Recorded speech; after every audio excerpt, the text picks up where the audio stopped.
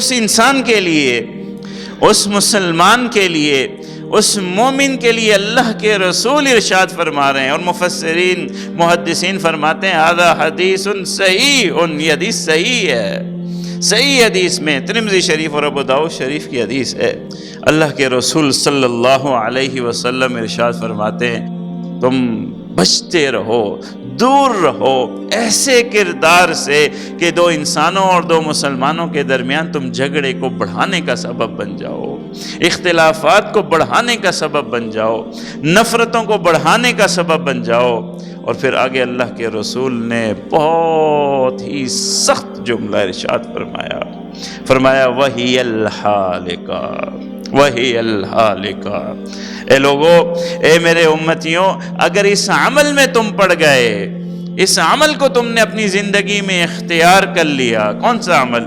لوگوں کے جھگڑے بڑھانے کا ذریعہ بننے لگے، نفرتیں بڑھانے کا ذریعہ بننے لگے، لوگوں کے درمیان دوریاں پیدا کرنے کا ذریعہ بننے لگے، تو پھر سمجھ لو کہ وہی الحالقہ، تمہارا یہ عمل ایسا عمل ہے کہ تمہارا سر مونڈ دے گا۔ حالقہ کہتے ہیں اس چیز کو جو سر کو مونڈ دے، جیسے استرا ہوتا ہے، وہ حالقہ ہے کہ آپ کے سر کو مونڈ دیتا ہے، گنجا کر دیتا ہے، آپ کے سر پہ ذرہ بال نہیں چھوڑتا۔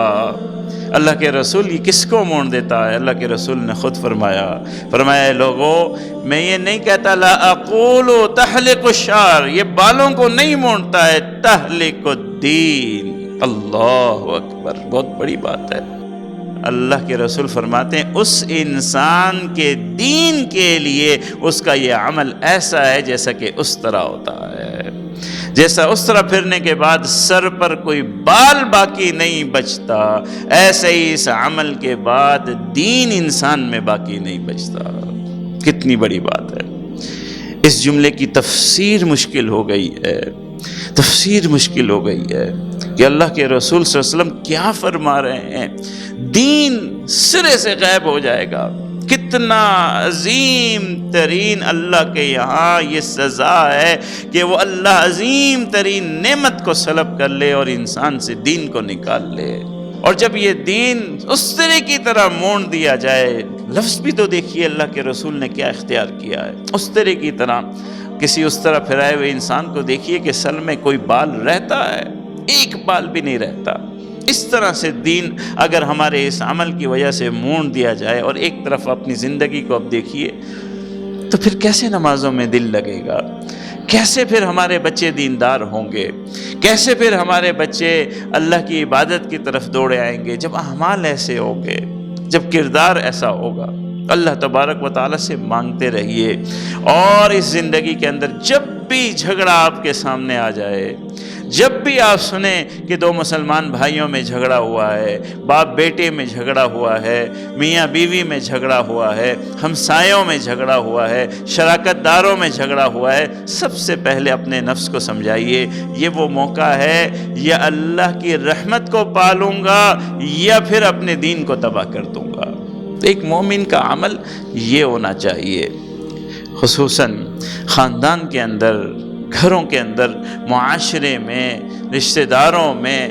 ہماری جو جملے ہیں، یہ زبان ہے، یہ ایسے جملے ادا کرتی، اللہ معاف کرے۔ آپ کے پاس ایسی امانتیں ہیں، ایسی باتیں ہیں، کسی نے اگر آپ کے سامنے کسی کو برا بھلا کہہ دیا ہے، کیا ضرورت ہے اسے بیان کرنے کی؟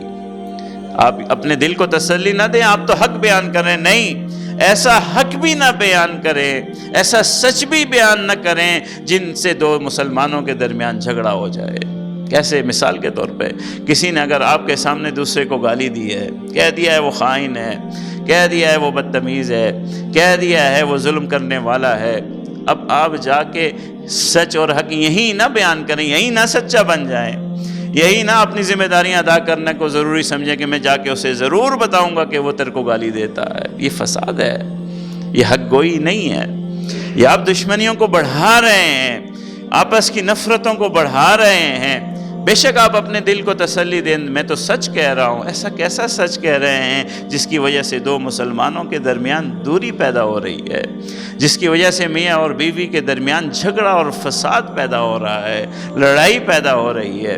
ایسے جملے اگر کہیں گے، ایسا کردار ادا کریں گے تو آپ اس جگہ پہ کھڑے ہوں گے کہ فساد ذات البین کا آپ کردار ادا کر رہے ہیں۔ اور یاد رکھیے، یہ کردار ادا کرنے سے پہلے یاد رکھیے کہ اللہ کے رسول صلی اللہ علیہ وسلم نے فرمایا وَهِيَ الْحَالِقَةُ وَهِيَ الْحَالِقَةُ۔ اس کی تفسیر میں محدثین پریشان ہیں۔ اللہ کے رسول یہ کیسا جملہ ارشاد فرما رہے ہیں، یہ کیسا جملہ ارشاد فرما رہے ہیں؟ دو مسلمانوں کی یا دو انسانوں کی آپس کی لڑائی میں اگر میں بڑھاوا دے رہا ہوں تو میرا دین اس طرح کی طرح مونڈ دیا جائے گا۔ دین کے اندر آپ کی نماز بھی ہے، دین کے اندر آپ کا روزہ بھی ہے، دین کے اندر آپ کی زکوٰۃ بھی ہے، دین کے اندر اللہ کے انعامات، رحمتیں، رضا، سب کچھ تو دین میں ہے۔ اللہ تعالیٰ ایسی تباہی سے ہم سب کی حفاظت فرمائے۔